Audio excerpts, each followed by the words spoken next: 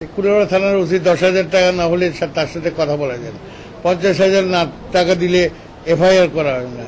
তারপরে আপনার তদন্তে দারোগা গেলে টাকা আরো 20,000, 70,000 টাকা যদি একজন মানুষ দিয়ে দিতে হয় তাহলে বিচার আর তার পাওয়ার পাইতে কি হচ্ছে। তারপরে হচ্ছে how a OC drive a Pajero by your own money, কত বড় করাপ্ট সে।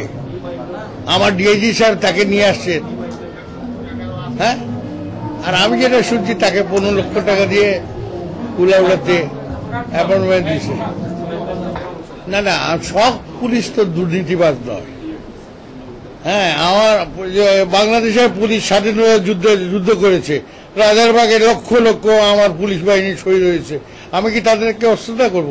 কিন্তু এই যে যারা দুর্নীতি করতেছে, মানুষকে সেবা না দিয়ে নিজের পকেট ভারী করতেছে, হ্যাঁ, তো এদের বিরুদ্ধে আছে। জননেত্রী শেখ হাসিনার যে স্বপ্ন আছে দুর্নীতিমুক্ত বাংলাদেশ করা, এইসব আবর্জনাকে রেখে তো দুর্নীতিমুক্ত করা যাবে না। এইসব আবর্জনাকে সরাতে হবে, সেটা আইনি পদক্ষেপ, প্রশাসনিক পদক্ষেপ, হ্যাঁ, সেগুলো আমরা নেব।